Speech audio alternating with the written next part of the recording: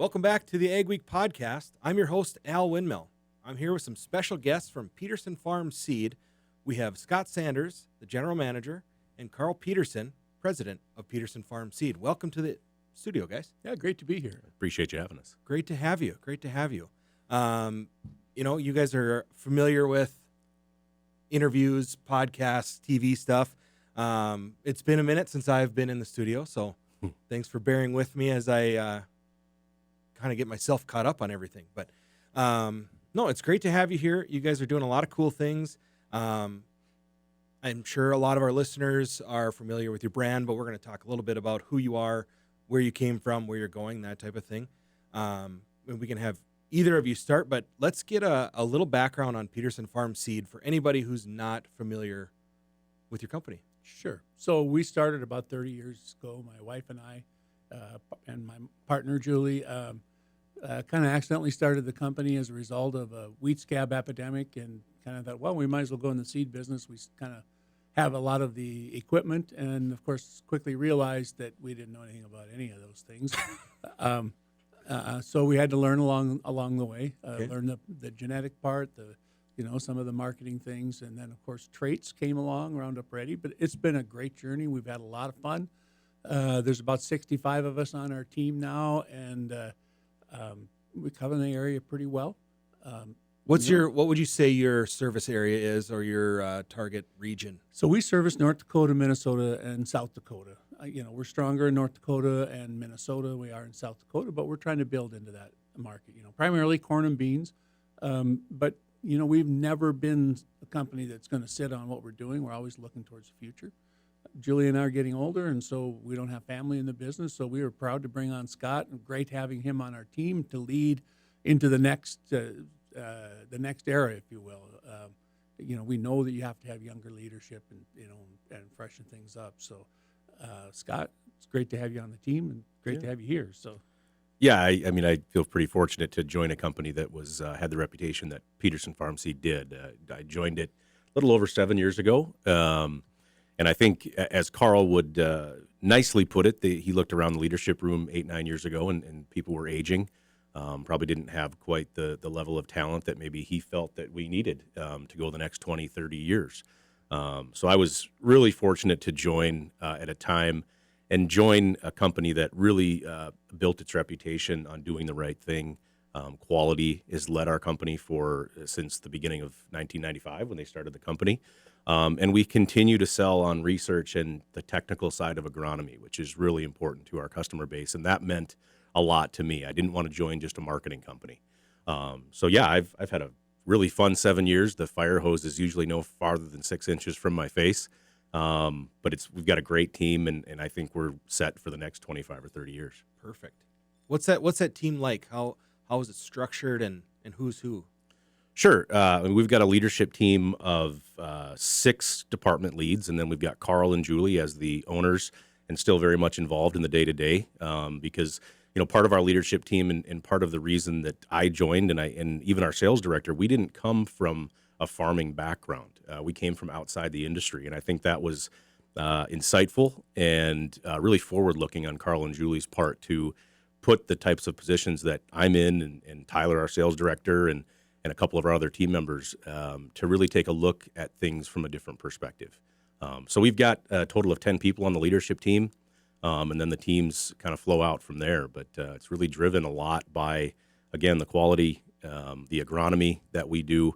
As a lot of farmers out there know, you can be 10 miles away from your neighbor, and your disease pressures, your insect pressures are all different. And so, again, we really build our team around the fact that we deal locally with our farmers and try to find them solutions. So that's how we built the team. One size fits all.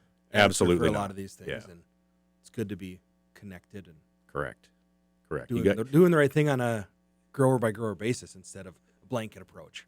No, there's no getting around the fact that we have to pay attention to the voice of our customer, and our customer is the farmer. But not all farmers are alike. One thing they have all in common, though, is they're very independent, right? And they all have their own challenges. And that, again, to go back to it, that's what Carl and Julie built the foundation of this company, is getting to every single farmer and really speaking for our farmers in the industry. Carl, when did you say you guys started? What was the I don't even know About this. I should. 30 years ago. I think Okay. we had our 25th anniversary party here a few years ago. Can't wait to have the next one because that was a tremendous amount of fun, right? And yeah, like Scott said, we're focused on helping our customers raise yields. But one of the founding things that we, had when we started the company that continues today is, yes, we focus on the customer, but also we want to focus on how can we be useful to the people up the chain that we need to be successful, right? Because we have deep relationships with many of the breeding companies because we provide service to them as well. We run the largest independent yield testing program in this part of the country. That's been growing. In fact, it's growing so fast it's almost even hard to resource it. We do increases of small lots for some of those companies. And by being useful to the supply chain, that gives us an in, gives us a better chance to find those unique products that fit our farmers. Like Scott said, all agronomy is local, and so we need to find those products to fit those niches. And now we've recently moved into wheat, kind of the same thing, having really good success with our first variety buns, bringing out a new variety here in another year called rolls. Nice, nice naming convention. I like that. Well, we want to be applicable, and we want something people can remember. It's perfect. How has the introduction of wheat gone for your company? It's gone very well for a couple of reasons. One, we've had really superior product performance, very unique genetics from outside of this region, outside of the U.S. actually, and a lot of our current customers had the attitude, well, I've been planting their corn and our soybeans. They're coming with wheat. I'm anxious to try it. And so that helped us get a foothold. Product performance eventually rules the day. And so, we're excited with our wheat introduction. I remember seeing the different plots when I was out. We worked on an Agweek TV segment for the field day. You got a beautiful backyard, that's for sure. But I remember the wheat was looking really, really sharp. I'm not an expert by a long shot, but everything looked really good, and it makes a lot of sense that it's going well. You could tell just the way you had everything set up that research is important, and you're trying to find the right things and help your growers make the right decisions with data, and that's working with your partners on the genetic side too, right? Yeah, absolutely. And we're blessed to have a wonderful team of people that every day come to work across everything, but in particular in research in this part of this conversation, who they understand what they're up to. They focus on excellence, meeting the needs of our suppliers and our customers. Makes it a lot of fun. Right. That's awesome. Let's talk about where you guys are going. Talked a little about the history and what's going on now. Can you give us any insight on corn, soybean, wheat genetics? Any testing that you're doing? Anything insightful on that end? Like a little deeper dive? Sure. We continue to see tremendous genetic improvement, particularly in corn. In soybeans, but maybe not quite as fast. The increase in yields from corn genetics over the last 5 years, 10 years is absolutely just incredible. So we continue to work those programs and work those products in quickly. The other side of that equation is the traits, and there hasn't really been a lot of innovation in traits in the last decade. We're focused on our customers' needs, so we don't market traits, a new trait, just because the big biotech company wants us to sell it. It has to fit our company's, our customers' needs, right? So, BT4 Pro is something that's coming. Some of our customers might need it. Most of our customers don't. Same with Tricepta. So, we stick with what works for our customers. And then, there's opportunities for other niches as well. You can be experts on what the bigger companies are pushing, but that probably helps you because you can say, well, yeah, this is great, but it's not going to give you any meaningful change on your farm.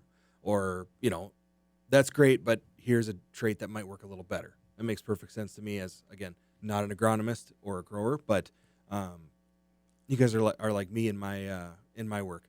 You don't want to sell something just because you can. You want to build a relationship and keep selling to them. You want them to work with their Peterson Farm seed rep to make the call when it's time to buy seeds, not just be another vendor or somebody pushing what they want. The very first product guide we put out as a company, which we printed off of our gum bubble Mac computer Yep. and took down to Copy Max and copied and folded together with my kids on the kitchen counter, stapled it, and had the very first one said, "We will sell no seed that we wouldn't be happy to plant on our own farm." And every product guide since has carried that. And if you ever find a Peterson Farm seed product guide that doesn't have that statement on it, pretty good bet I'm dead. Let's hope we don't have that one. What a better testament to what you guys do besides being a farmer and backing it up. That's huge. Well, Yep. and from a business standpoint, to kind of elaborate on what Carl said, one of the other foundations of the company is we're friends with everyone. And we keep that independence. It's really important to us because we do want to see everything that's out there, from traits on down through genetics, because we have to keep the farmer in focus, and that's what we're working for every day. But in order to do that, we have to see what the trait companies, the big biotechs, are putting out. Now, of course, they're testing on a national level. One of our big differentiators, and I think that's what we find is a major challenge in our industry, is how do you differentiate?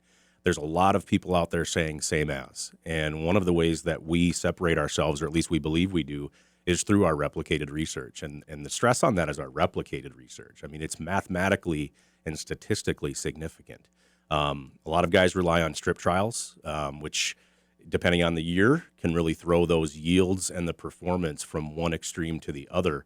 And so the big thing that we push is that replicated research, because that really puts the math and statistically significant data behind what we're putting out to the farmers, so you can really trust what we're putting out there. And that's, again, gets us to probably the number two. I mean, number one is we'll never sell a seed that we wouldn't plant on Carl's farm. But number two is we're really friends with everyone, and we try to see everything that's out there so that we have our eyes wide open and don't miss opportunities to take to the farmer. It's a great plan. Makes perfect sense. Can either of you or both of you talk about IP grains? It's kind of a new concept for me, but probably not for you guys. Carl's probably the best person to talk about that. So, one of the dynamics that we have in our company now that I've come on board is I handle a lot of the day-to-day. But what Carl is focusing on and where we've really needed is the future of opportunities for the farmer. And as everybody knows, as consumers, trends change, eating habits change, and in turn, the agricultural industry does pivot from time to time. And one of the areas that we've seen and Carl is really getting into is the IP side of the business. So I'd let that be the one thing I would say about it and let Carl get real into the detail about why it's such a good thing for farmers. Yeah. So here's the basic premise, right? U.S. agriculture and our agriculture in this region are very, very good at producing mass quantities of undifferentiated products, good value across the marketplace, right? Corn ethanol plants, large exports. Now we're bringing in soybean crushing plants to the region. Huge positive things happening for growers because of those.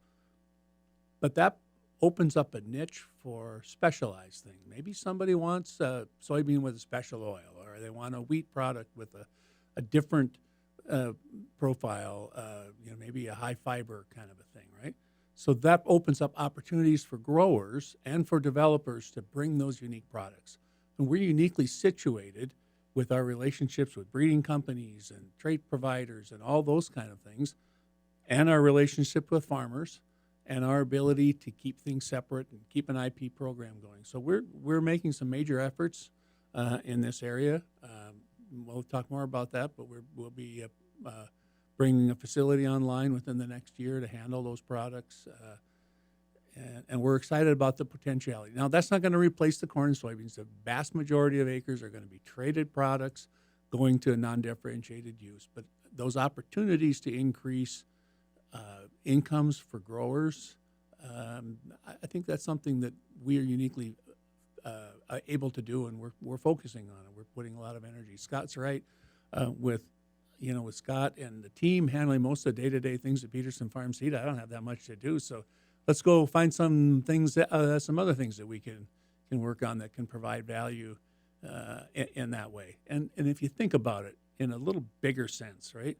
So I'm 65 almost years old, right? And with the agriculture of my youth is very different from the agriculture of today.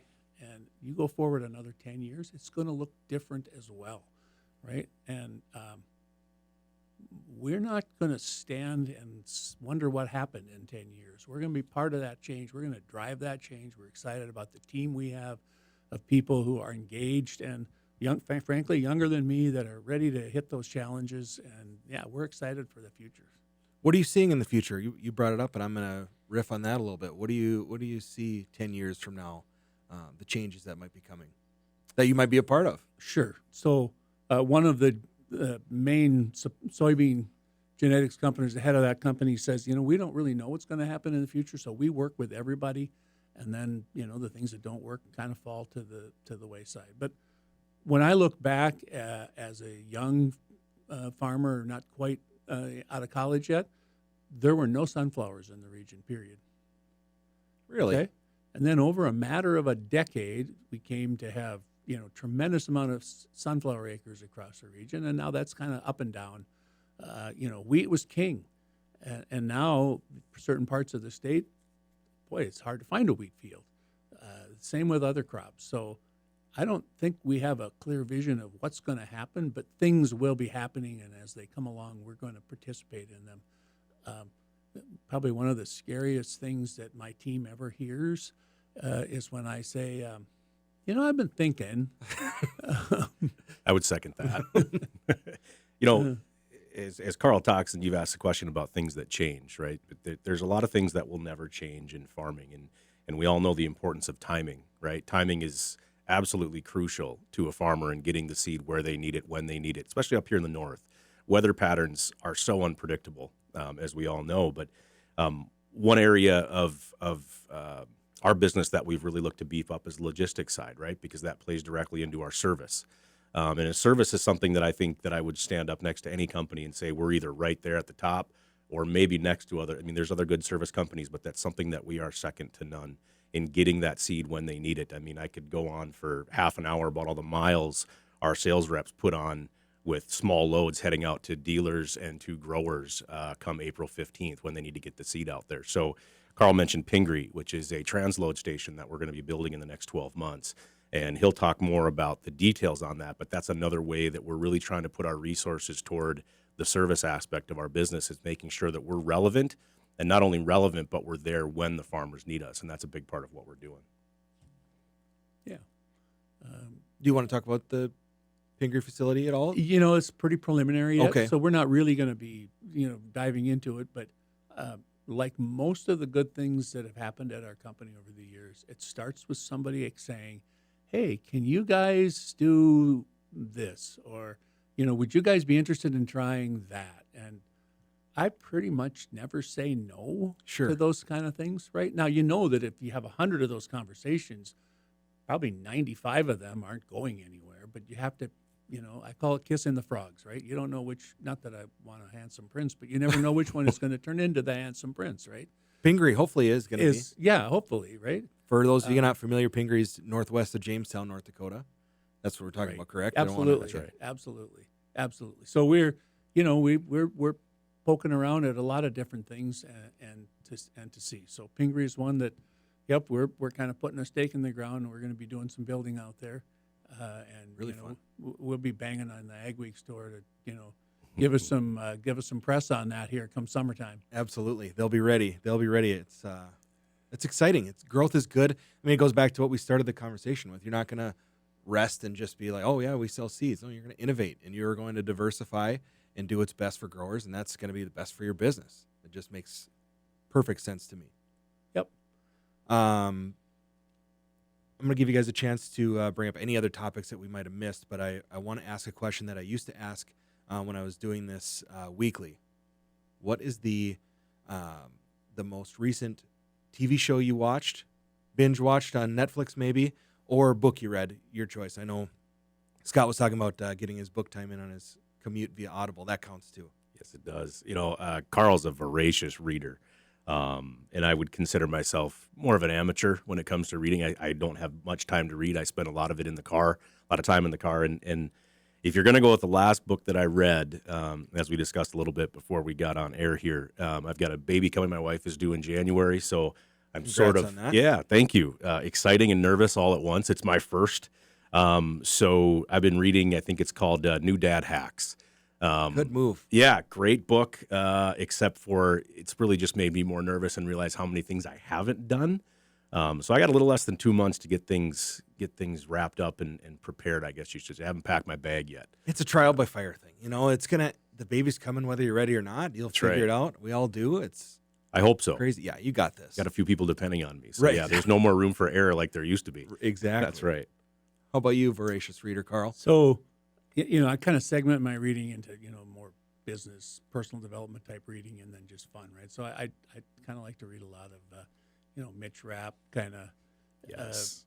spy novels for fun, but, Yep. a lot of the business reading. What's the name of that habits book everybody's been talking about? That's a great book. That's Atomic Habits? Atomic Habits. Habits. Thank you. That's one that I'm kind of working through. But honestly, right now, and we're taking our whole leadership team through a really old book called 7 Habits of Highly Effective People, Stephen Covey. Yep. To me, that's kind of the Bible of how you kind of try to manage yourself. And then there's a lot of things there that are good. But, a ton of books. I love to read. I wasn't any good at sports, so I started reading books back at that point, and it never really stopped. We talked a little bit. You and I share a lack of love for golf. Yeah, I hate Something golf. that, it seems like in business in general, but ag especially. I have a coworker who always takes the invites for golf tournaments for the different organizations and stuff. Kevin, pick this one up for me. I can't go, and gladly goes for me, and it's a win-win. But it's kind of a tough thing for both of us to not like in this world. Honestly, so I'm a bit of an amateur musician, but I'm not that much into sports. Don't really care for golf. Really don't have time for fishing. I'm glad that people go deer hunting because I've hit a few with my car. Right. But that's so you find other things that are interesting to do. I like Absolutely. to work. Right. It's a good thing. And mostly that's because of people like Scott and the other people on our team. It's kind of fun. We have a good age range of folks on our team. They're all working hard, trying to do the best, and they're for the most part nice to me. That's perfect. You have a great team. I just met Scott today, but everybody who I've met is great stand-up. I've known Julie for a long time. She's also great. You're lucky to have a partner in her, and great team around you. That's all you can ask for. It's especially nice when they make it fun to go to work because you don't have to worry about as much. I know you're always thinking and making Scott nervous with those thoughts, but it's good. It's awesome. You guys are a great local company, and proud to work with you as much as we do. And just to second what you said, it's been an enormous blessing to be able to work in the business with my wife. She is great. Now, Not everybody could do it. That's for sure. I'm sure well- you hear that all the time. so people ask me that, right? And my standard answer is what's 97% awesome and 3% pure hell. And I'm told that she answers the question the same way, but her percentages are different. Okay. And Same percentages? No, they're different. But- Different percentages, but she won't tell me what they are. So We don't want to know. I'm not gonna. I'm not gonna quibble on 1% pure hell for Julie? that. I'm thinking it might be more. Be a little It might be higher. higher. Yeah, it might be higher.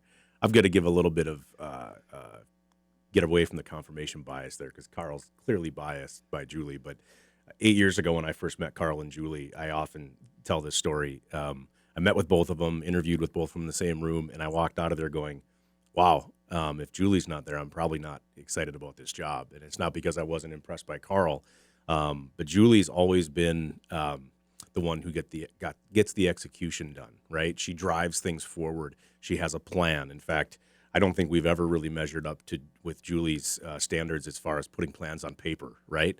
And anybody in business knows how important that is.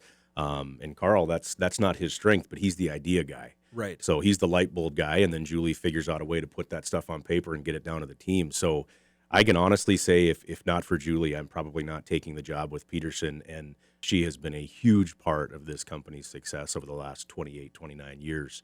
And obviously transition is hard as we now have a leadership team who's being built up around them. Right. It's a transition for us, but we sure have been blessed to have both Carl and Julie's strengths helping us and still do day-to-day with Peterson. That's awesome. Yeah.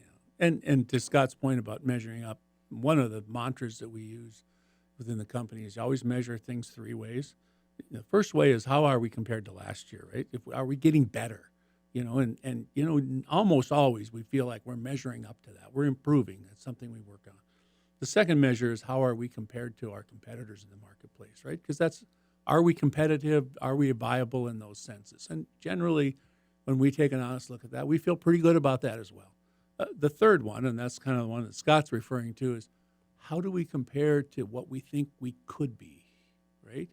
And we're never going to measure up to that, right? Right. Because that's an incredibly high standard. But if you don't put that out in front of yourself and keep that as an ideal, well, then you can get satisfied with, we're, about as good as everybody enough. else. Is good enough. Or, well, at least we're a little better than last year. And, then eventually you stagnate. And we just have no interest in stagnating. We want to keep moving forward. Sometimes Scott says, I've heard him say this several times, that, if he didn't think there was an opportunity for growth within the company, he'd be the first one out the door. And you know what? I don't contradict Scott that often, but that's not really true at all, because I'd be out the door ahead of him. Right. That's right. If we didn't feel there was any room for growth, any opportunities to do new things, to improve things, to make a difference for our team, but also for our customers, what's the point? Why would we even continue to exist as a company? So, A team full of innovators, that's not ideal to just be satisfied with the status quo. No, that's awesome. That's a great philosophy, and it shows. It really shows. Like I said, I've been following you guys for a long time. I grew up in the area, and it's seeing where you were when I first came on my radar to where you are now. It's amazing, and it shows why. You got a great team and a great mindset. it's a lot of fun. It is a lot What of more fun. can you ask for? All right, guys. Thank you so much for being here. Thanks for coming into the studio. It's great to have you here. Always great to hear what's going on, what's next, all that stuff. What's the best way for people to get in touch with you or your team? I guess we better get that question asked in case somebody has some follow-up. So, it's like you have somebody asked me our phone number, like, oh, you have any other numbers? Like, yeah, I think we do. I don't know what it is. Right. Right? Nobody's going to remember that stuff. Look us up on Mr. Google knows exactly where we are. For sure. And how to find us. I think our email's up on that Yep, they are. site, or Yep. other contact information. Or, we have dealers across the region. Farmers can absolutely get a hold of those dealers. They've got pretty much what the farmers need. Perfect. Thanks for making it easy for everybody. All right, guys, that wraps up this episode of the Ag Week podcast. We'll catch you on the next one.